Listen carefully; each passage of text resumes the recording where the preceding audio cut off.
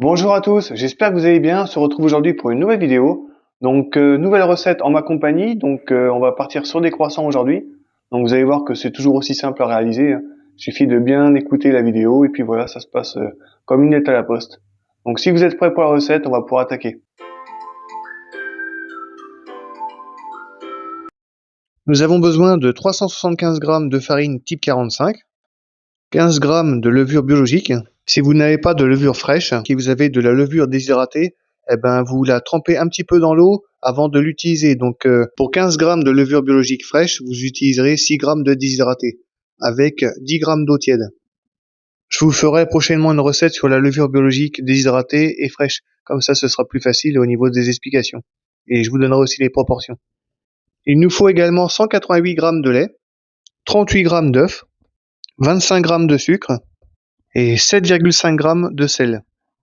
Après, si vous n'avez pas une balance très précise, vous pouvez faire 7 ou 8 grammes, il n'y a pas de souci. Dans la cuve du batteur, on va mettre la farine, la levure, le sucre et le sel, le lait et l'œuf. On va mettre le crochet et on va mélanger en petite vitesse pendant 2-3 minutes, histoire de mélanger les ingrédients ensemble. Alors par rapport aux quantités d'ingrédients, là c'est pour réaliser à peu près 9 croissants.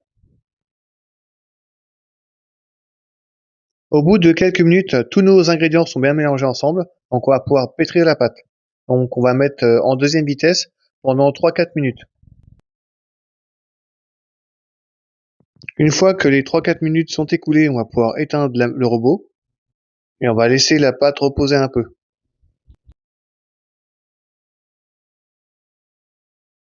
On retire la pâte de sur le crochet et je vais laisser ma pâte comme ça pendant à peu près 30 minutes. Alors ce qu'on peut faire, c'est aussi protéger la pâte en mettant un film par-dessus. Donc là, au bout de 30 minutes, elle a un petit peu gonflé. Je la décolle à l'aide d'une corne et je vais la disposer sur mon plan de travail. On va donner un petit peu de force à la pâte, donc on appuie dessus. Donc on rabat la pâte vers le milieu et on appuie. Donc ça va lui permettre d'avoir de la force. Ensuite, on lui donne une forme de boule. On va la remettre dans la cuve. On va protéger la cuve avec un aluminium ou un film étirable et on va le laisser toute la nuit. Donc le pâton, on va le laisser toute la nuit au réfrigérateur. La recette, c'est une recette qui se fait sur 2 jours.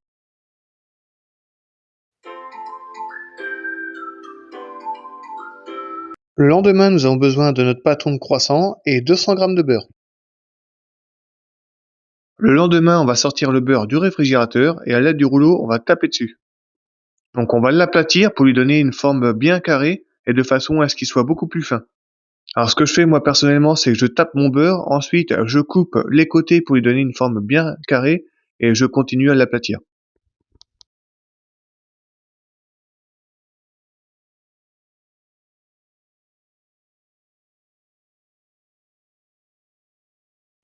Au bout de quelques minutes, mon beurre a la bonne épaisseur, donc là il fait à peu près un demi-centimètre. Donc là il a une bonne forme carrée. Je le mets de côté et on va étaler la pâte. J'ai fariné un petit peu mon plan de travail, on y dépose la pâte et on va l'étaler.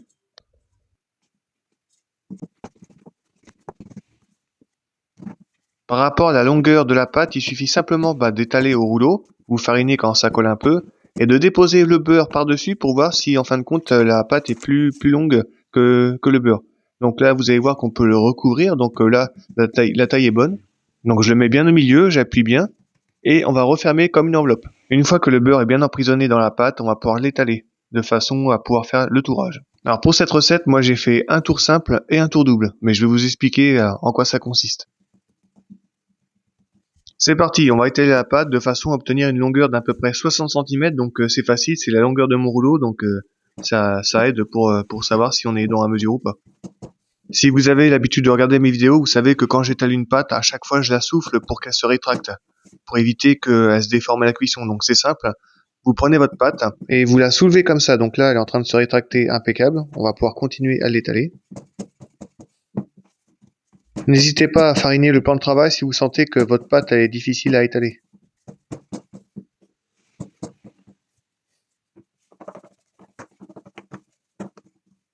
Je prends mon rouleau pour la mesure, donc là la pâte est plus longue que le rouleau, Donc on va pouvoir la plier.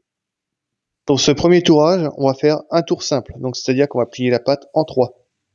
Donc un tiers que je mets au milieu et ensuite je vais rabattre par-dessus la troisième partie du pâton.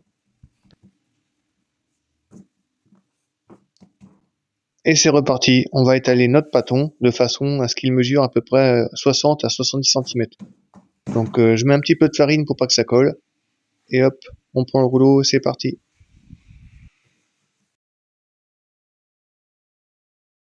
On n'oublie pas de fariner le plan de travail si ça colle, hein, comme d'habitude, et puis on souffle la pâte hein, pour qu'elle se détende un peu.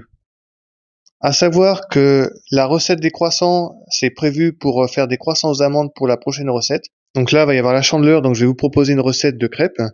Et ensuite, la prochaine recette, ce sera les croissants aux amandes avec cette recette de croissants. Je prends la mesure avec mon rouleau, donc c'est bon. Donc mon pâton, il fait à peu près 70 cm de longueur. Donc là, on va passer au tour double. Donc le tour double, c'est complètement différent. Donc vous avez vu, je rabats une toute petite partie de ma pâte et de l'autre côté, une plus grosse partie. Et ensuite, on va replier en deux. Donc voilà comment qu'on réalise un tour double. Donc là, au niveau des tours, c'est bon. Il ne reste plus qu'à étaler le pâton.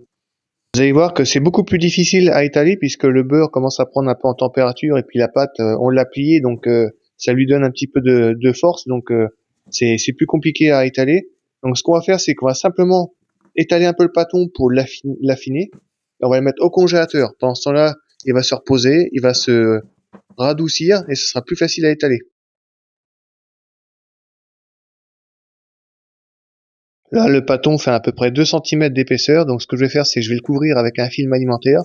On va le mettre au congélateur pendant à peu près 45 minutes.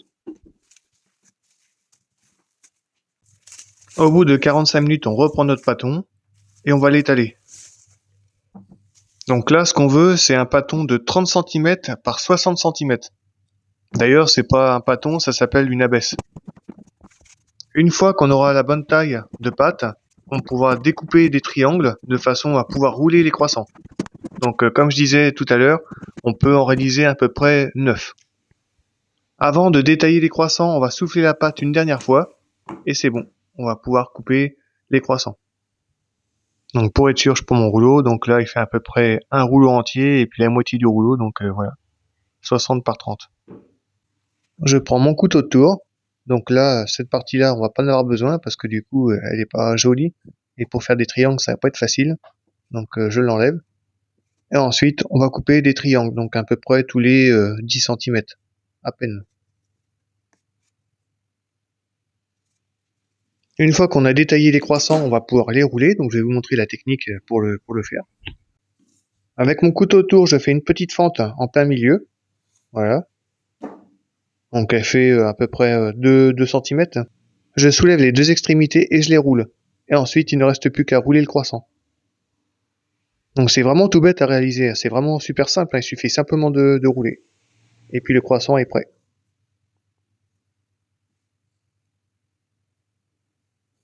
On va en faire un deuxième. Donc je vous remontre.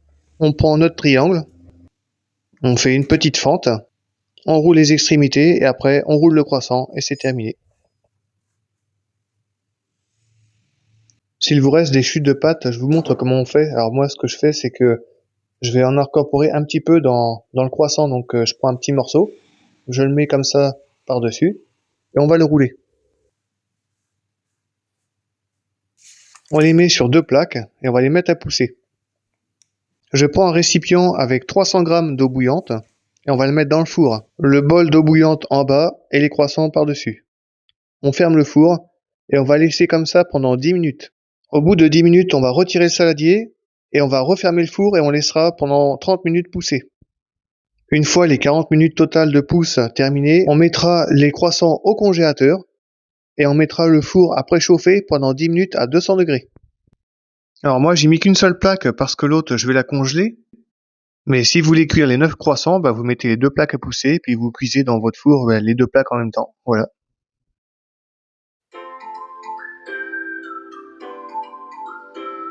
Pour la dorure, nous avons besoin d'un œuf entier.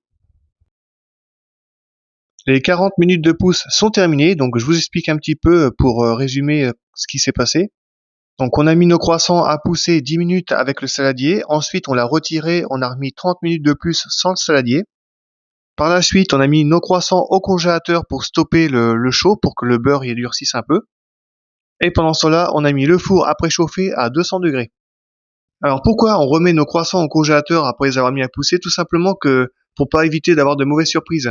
Si jamais votre beurre a fondu un petit peu pendant la pousse parce que c'était trop chaud, le problème c'est qu'il va couler dans votre four et vous n'allez pas avoir un bon résultat. Donc il faut vraiment bien mettre au congélateur le temps que le four chauffe pendant 10 minutes.